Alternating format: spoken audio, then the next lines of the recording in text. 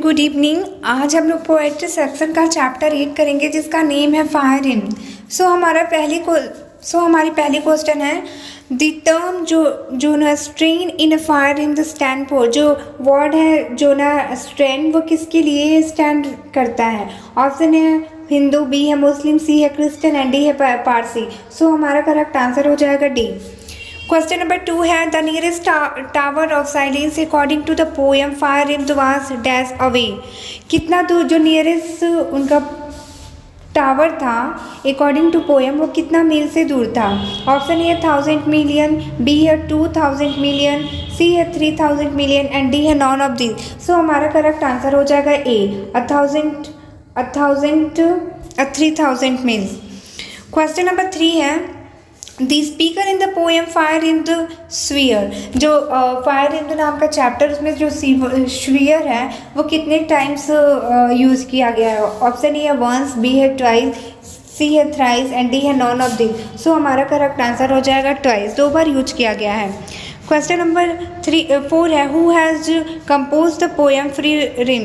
कौन है जो पोएम को कंपोज किया है फायर इन वाले चैप्टर के?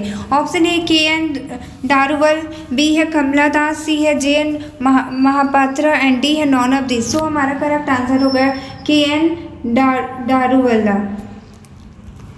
क्वेश्चन नंबर 5 है K N Daruwalla receive Sahitya academy award in. कह रहा है कि जो हमारे चैप्टर है वो साहित्य एकेडमी अवार्ड उन्हें किस सन में प्राप्त हुआ था? ऑप्शन ए है 1983, ऑप्शन बी है 1984, सी है 1985 और डी है 1986। हमारा फिफ्थ का करेक्ट आंसर हो जाएगा B 90 not A.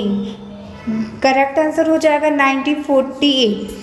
Question number 6 है Daruwalla has been well known poet as well as.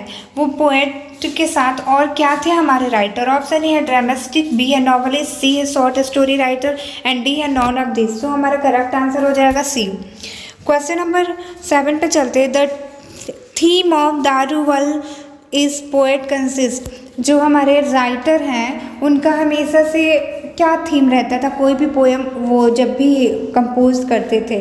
Option है लव डेथ, बी है लव डेथ डोमिनेशन, सी है love death domination crisis and D है love death domination plight of human society and violence. हमारा correct answer हो जाएगा D, क्योंकि वो कभी भी जब भी पोएम कंपोज करते थे वो या तो लव पे बनाते थे, नहीं तो डेथ पे बनाते थे या फिर डोमिनेशन पे बनाते थे। क्वेश्चन नंबर 8 है Daruwalla's poetry is a totally dash recording to the subjective response. हमारे पोएट जब भी मतलब पोएम को कंपोज करते थे वो totally recording and subjective response था। डैश करके दिया है, चलो ऑप्शन देखते हैं। Impressionistic, symbolistic, idealistic and D none of this. हमारा करेक्ट आंसर हो जाएगा ए, क्योंकि वो हमेशा चाहते थे कि मेरे वर्ड ऐसा हो जैसे पर्सन मतलब लोग उससे आकर्षित हो। क्वेश्चन नंबर 9 है fire in the deal with dash gate. Fire in deal with dash ghat. Option A है बाथिंग, बी है बर्निंग, सी है ड्रिंकिंग एंड डी है नॉन ऑफ दिस। हमारा करेक्ट आंसर हो जाएगा B is our correct answer, क्योंकि वो जो घाट था वो जलाने के लिए काम आता था। क्वेश्चन नंबर 10 है द टर्म डेवलोरेंची in the fire in the stand for. जो टर्म है डेवलोरेंची वो किस लिए स्टैंड है? ऑप्शन है मोरल बिहेवियर, बी है डिस्गस्टिंग बिहेवियर, सी है इमोरल बिहेवियर एंड डी है नॉन ऑफ दिस। हमारा करेक्ट आंसर हो जाएगा सी इमोरल बिहेवियर के लिए था। क्वेश्चन नंबर 11 पे चलते हैं Keki and Daruwalla has written the poem. Option A song of myself, B है स्नेक, सी है फायर इन, डी है द सोल्जर। हमारा करेक्ट आंसर हो जाएगा सी। क्वेश्चन नंबर 12 है Keki and Daruwalla is an poet. वो कहाँ के थे हमारे पोएटर? ऑप्शन है अमेरिका, बी है इंडो इंग्लियन, सी है अफ्रीका एंड डी है ब्रिटिश। हमारा करेक्ट आंसर हो जाएगा B Indo Anglian. Question number 13 है Keki and Daruwalla was a dash by religion. उनका वो धर्म से कौन जाति के थे? ऑप्शन देखते हैं पारसी, बी है मुस्लिम, सी है हिंदू और डी है क्रिश्चियन। तो हमारे पोएट जो थे वो पारसी थे। क्वेश्चन नंबर 14 है who has violated the tradition of the religious by cremating. कौन है जो अपनी सभ्यता और रिलीजियन के साथ वायलेट करता था। ऑप्शन ए है के.एन. लॉरेंस, बी है कमला दास, सी है के एन डरवाल एंड डी है टी.एस. इलोस। सो हमारा करेक्ट आंसर हो जाएगा सी। क्वेश्चन नंबर 15 है The dash forgets its deal because sometime it's leave the dead body half burned। कभी कभी मतलब किसको भूल आते थे, आधा ही जला हुआ या फिर कभी ऐसे ही बॉडी था। ऑप्शन देखते हैं। ऑप्शन है मैन, बी है एनिमल, सी है फायर एंड डी है नॉन ऑफ दिस। सो हमारा 15 का करेक्ट आंसर हो जाएगा सी, फायर। क्वेश्चन नंबर 16 है The cremation of dead bodies in dash are somewhat different। Option A है पारसी, बी है मुस्लिम, सी है हिंदू, डी है क्रिश्चियन। सो हमारा करेक्ट आंसर हो जाएगा ए, पारसी। क्वेश्चन नंबर 70 है the speaker in fire is belong to dash religion. Option A है India, B है अफ्रीका, सी है जोरोस्ट्रियन, डी है निग्रेनियन। सो हमारा करेक्ट आंसर हो जाएगा सी।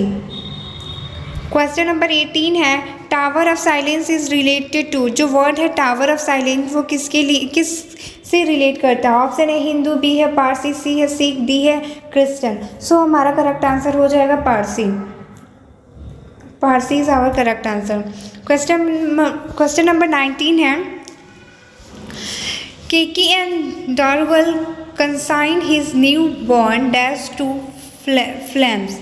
ऑप्शन ए है सन, बी है डॉटर, सी है ब्रदर एंड डी है सिस्टर।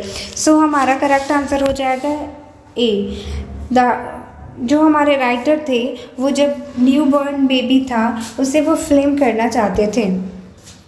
क्वेश्चन नंबर 20 है the dash child was consigned to the fire under compulsion. Option A first born, B है सेकेंड बर्न, सी है third born and D है fourth born. So हमारा correct answer हो जाएगा first burn.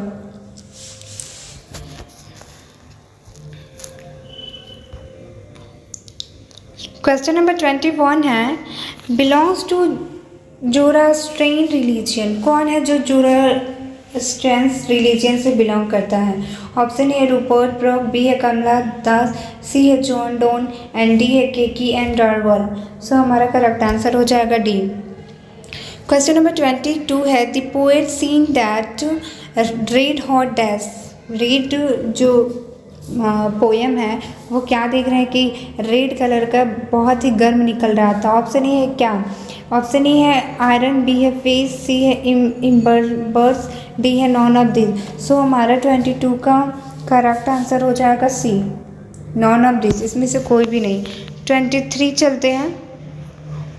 We saw embers losing their crude redness is taken from. Option A song of myself, B है fire hymn, C है the soldier, D है snake. So हमारा correct answer हो जाएगा B. Question number 24 है as I consigned my first born to the flame is written by. ये जो consign chapter है first born to the flame ये किसके द्वारा लिखा गया। Option A Kamala Das, B है रूपर्ट ब्रूक, सी है के.एन. डरवाल, डी है टी.एस. सो हमारा करेक्ट आंसर हो जाएगा सी। क्वेश्चन नंबर 25 है crossing of river is an important volume of a verse written by. ये देखो स्टूडेंट, इंग्लिश में तुम कहते हो कि मैम समझाती नहीं, डायरेक्टली तुम्हारे ही बुक से वो लाइन दे देता है और राइटर का नाम पूछता है। तो मुझे नहीं लगता है कि मुझे हर एक पॉइंट आपको समझाना चाहिए, क्योंकि आप क्लास 12th में हो और आप पढ़ के जाओगे। इसलिए मैं बार बार कहती हूँ कि बुक पढ़ा करो। बुक पढ़ोगे तो तुम्हें एग्ज़ाम में जब भी बैठोगे तो तुम्हें पता चलेगा कि हाँ ये किस चैप्टर की है, किस लाइन की है चैप्टर की। तो अगर आपको कोई मतलब दिक्कत हो, प्रॉब्लम हो, तो मेरे डिस्क्रिप्शन बॉक्स में है व्हाट्सएप लिंक, उसमें जाना और कमेंट करना, फिर मैं वो दोबारा चैप्टर पढ़ा दूँगी। चलो क्वेश्चन नंबर ये बोल रहा है crossing of river is important volume of reverse written by. ये इसमें से तो राइटर का ही पूछ रहा है। अब मैं क्या समझाऊँ इसमें, आप ही बताओ। ऑप्शन है जया, जयानंदा महापात्र, बी है कमला दास, सी है केकी एंड डारवल। सो हमारा करेक्ट आंसर हो जाएगा सी। क्वेश्चन नंबर 26 है, I sure to see fire from the sign of forgetfulness is taken from. Option A है स्नैक, बी है ऑडी टू एटम, सी है फायर रिंग्ड, डी है the soldier. So हमारा correct answer हो जाएगा सी। Grammar का I think कल से आपकी क्लास स्टार्ट होगी, जो कि बिहार बोर्ड में 50 मार्क्स का बस ग्रामर आता है। तो मैंने एकदम से बेसिक से स्टार्ट किया है पार्ट ऑफ स्पीच, जो कि आप क्लास सेकंड और थर्ड से पढ़ते आए हो। तो प्लीज़ वीडियो देखना और बोलना कि मैम मुझे ये दिक्कत है, ये तो मैं पढ़ा दूँगी। Okay, thank you so much बच्चों। ये चैप्टर पढ़ लेना आज किसी भी हाल में।